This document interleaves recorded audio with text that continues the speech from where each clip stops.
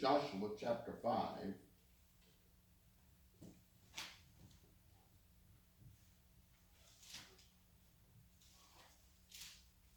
Joshua chapter 5. We're starting a new year. And I don't know about y'all, but it's been a rough one. And have you ever seen those movies, one particular part of the movie when the heroes are walking away and something's blowing up in the back, and just flames, you just see big flames going? Well, that's 2025 for me. I'm going to forget about that, and let's get into 2026 and what God's going to do for us as individuals, as church family. Joshua chapter 5, verse 1. And so it was, when all the kings of the Amorites who were on the west side of Jordan, and all the king of Canaanites who were by the sea, heard that the Lord had dried up the waters of the Jordan from before the children of Israel until they had crossed over, that their heart melted, and there was no spirit in them any longer because of the children of Israel. Now, God is already preparing a way to the promised land. He's already working on the enemies of Israel. He's already put fear in them.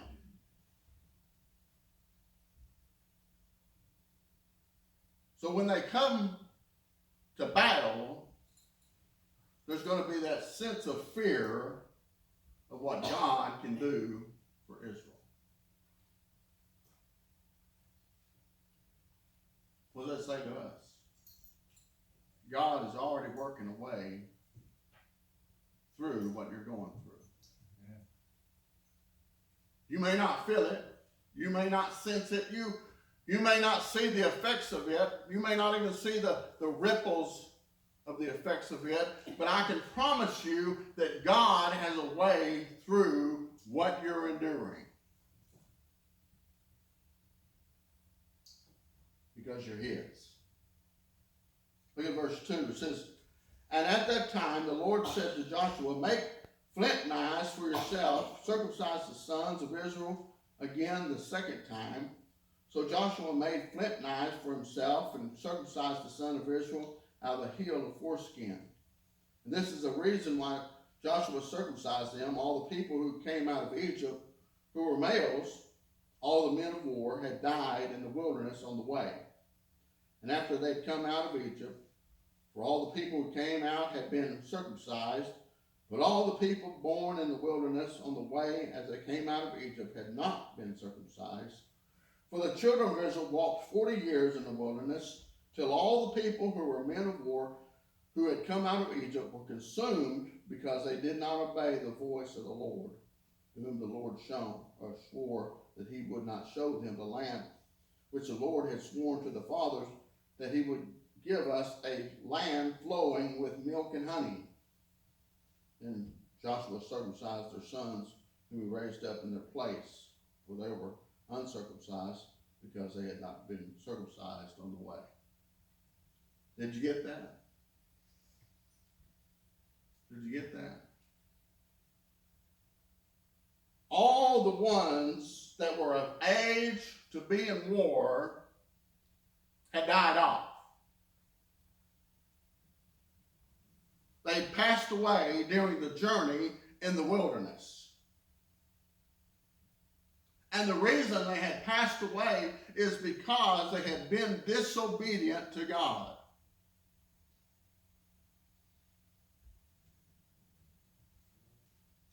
And so it tells us if we won't surrender to God and His plan, either two things are going to happen. Either He's going to put so many obstacles in front of us that's going to make us surrender or get us to the point where we will surrender, He's going to put up obstacles for us to try to stop us. Now, we have a free will, and just like these people did, they continue to disobey. Even though they were going through these horrible events in the wilderness and struggles and going on and thinking about how better it was in Egypt, even though they had complained for so many years to be free.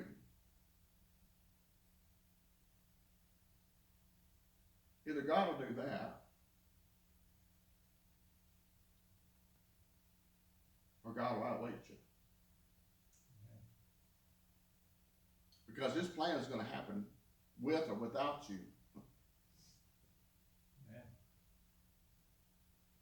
It was from point A to supposed to be from point B.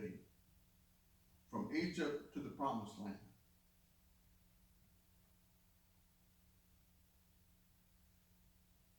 They left Egypt, began to complain, and God just circled them around. They're like on one of those circle deals on the highway. You know, you get on it and you can't get off. That's the way they were. And God said, I'll just outwait you. You gonna be disobedient?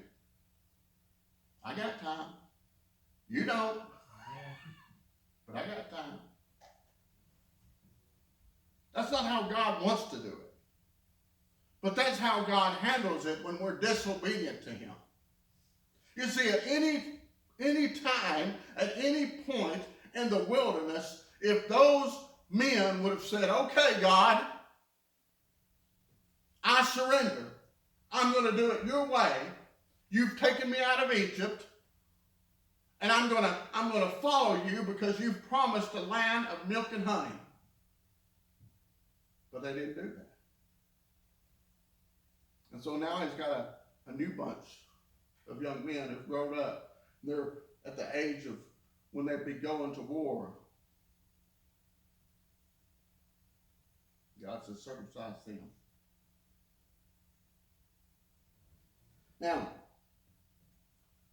look at verse 8. It says, and so it was, when they had finished circumcising all the people, that they stayed in their places in the camp till they were healed. Now, the ones that were disobedient passed on. So they must circumcise the new ones before they can enter into the promised land to go into battles, because there's going to be battles. There's going to be still struggles. But God is with them. God's put a cloud over them during the day. God's watched over them. He's fed them manna. He's taken care of their every needs. He's made it where their sandals don't wear out.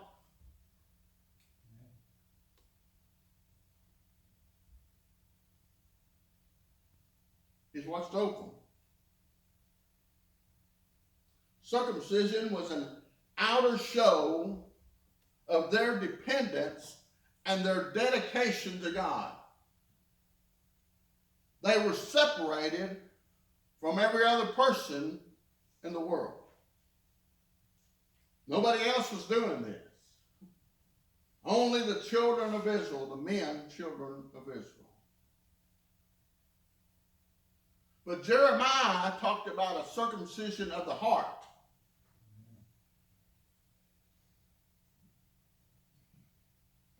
When the heart gets right with God. There are some things in this new year that need to be cut out of your life. Some things that you need to just get rid of. I don't care how long you've been doing it. I don't care how long you've been, it's been pestering you or bugging you, or a sin that you've run to. You need to cut it out. You need to get rid of it. Sometimes in cancer, they'll go in and they'll cut out a tumor or a cancerous cell. And the reason that they do that is so that if you have to have chemo or radiation, those things will work better if that cancerous tumor or cell is not in the way.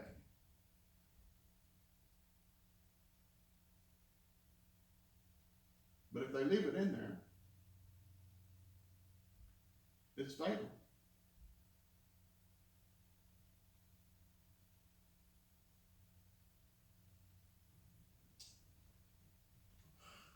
We Christians have to let God cut out some things in our life. We have to surrender to Him and say, "Okay, God, I'm struggling with this. I'm dealing with this. I've been dealing with it for a long time, and Lord, I need help to cut it out of my life. Maybe some bad habits, some sin that's in your life, some toxic influence that comes in your life. If we don't deal with those spiritual tumors,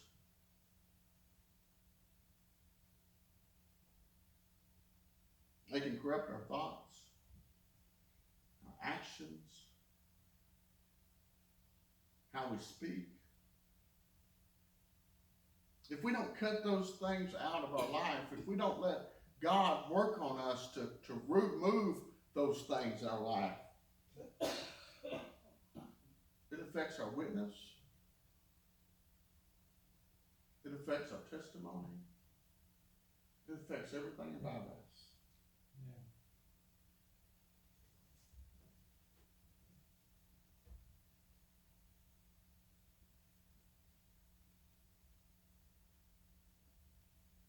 Verse 8 said, "So it was when they had finished circumcising all the people that they stayed in their places in the camp that they were healed."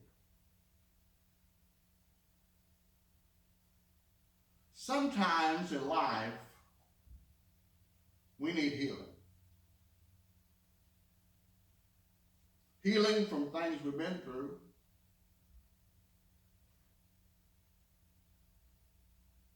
Some hurts, some grief, some pain, some problems, some sickness. Sometimes we need time to heal from things that's been done to us.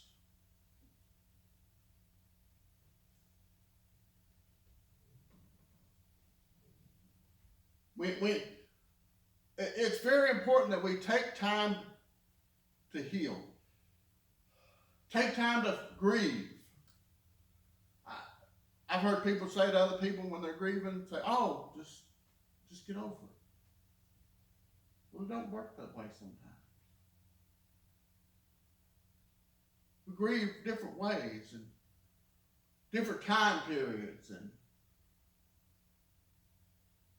so take time to grieve.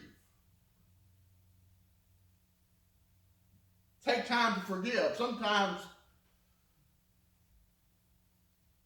people say, "Oh, just forgive them." Well, that's easier said than done, right? When that wound is still fresh, take time to heal. Take time to forgive. Take time to grow in your faith.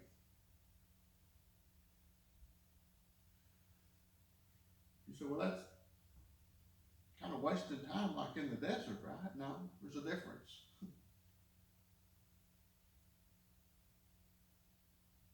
These men had to heal before they could go into battle.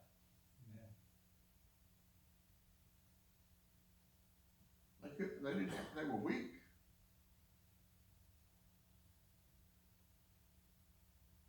They had to take time to heal. Now God is protecting them the whole time.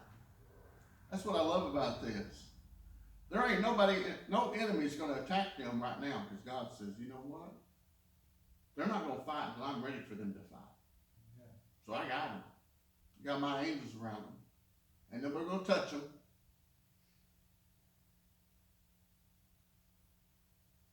Sometimes we just got to take time. There's a difference between taking time to heal and taking time in the wilderness. In the wilderness, you're just disobedient. You're just doing what you want to do, when you want to do it, and how you want to do it.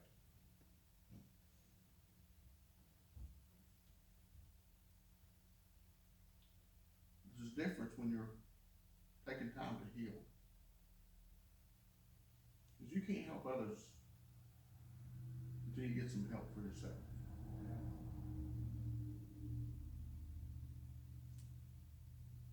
Look at verse 9. Then the Lord said to Joshua, this day I have rolled away the reproach of Egypt from you. Therefore the name of this place shall be Gilgal to this day. A place of rolling away at the stumps, the shame. Here were these people that had been slaves in Egypt. They had been, from the time they were born, and probably a lot of them to the time that they died, served Egypt. There was not, what do you want to do today? There was not, you feel like doing this? No, there was, this is your task and this is what you're going to do, and if you don't do it, you'll be beaten or you'll die.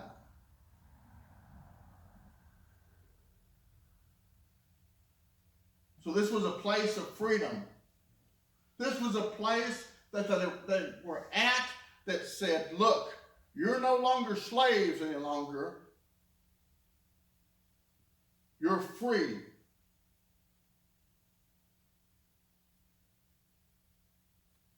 This was a new beginning. Just like today, it's a new beginning for us. We'll just grasp onto it. Look at verse 10. Now the children of Israel camped in Gilgal, and they kept the Passover the 14th day of the month of twilight of the plains of Jericho. And they ate of the produce of the land on the day after the Passover, and unleavened bread, parched grain on this very same day. Then the manna ceased on the day after they had eaten produce of the land, and the children of Israel no longer had manna, and they ate the food of the land of Canaan that year. Manna stops. That's God's provision. He's giving it to them every day to take care of them, to feed them. But as soon as they get into the land of milk and honey and partake of the food that's there, the manna stops. God says, I'm going to take this away because I want you to live off the land. I want to show you what I'm giving you. If there's always manna there, you're not going to, you may be over here trying to eat that instead of what I'm giving you.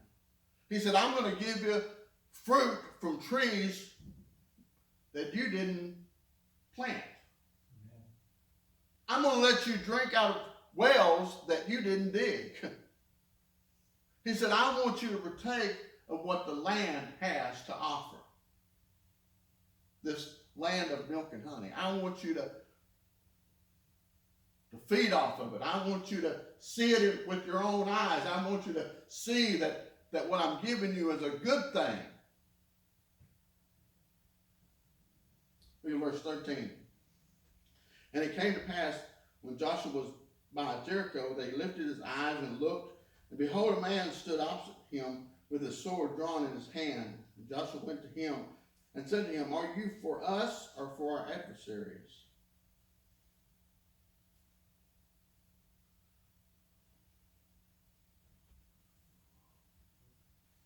Joshua is like many other people believe. I believe he's talking to Jesus.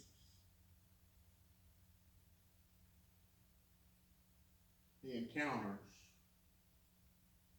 what one day will die for man's sins.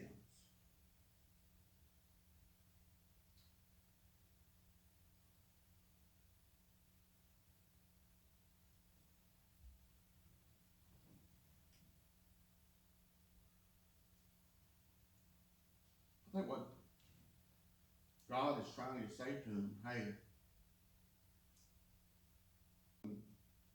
that you're going to be victorious just because you're Israel.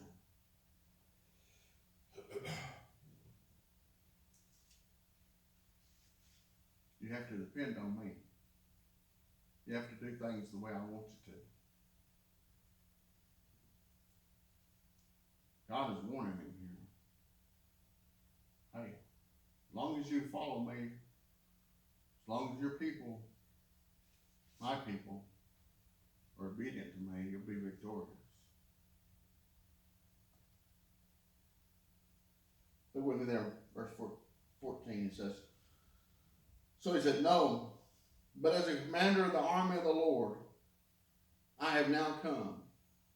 And Joshua fell on his face in the earth and worshipped, and said to him, what does my Lord say to his servant? Then the commander of the Lord's army said, Joshua, take off your sandals off your foot, for the place where you stand is holy. And Joshua did so. Amen. Joshua fell face first in front of him, began to worship him, began to surrender to him, surrender to the plan that God had for the children of Israel.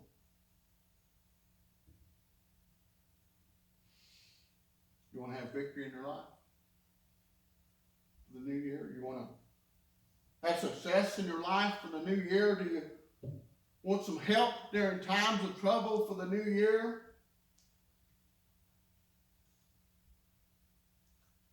Let's do what Joseph did and Joshua did. He humbled himself for the Lord. You worship the Lord with our lips, with our actions, with our life. And he submitted himself to God's plan. So when we come to an invitation today, I hope that you'll say, Lord, for this new year, I pray to be in step with your plan. Help me to realize it. Help me to see it. Help me to envision it. And help me to get to where I need to be as a believer. Yes, there may be hills and there may be valleys, but Lord, I'm going to follow you each and every step of the way.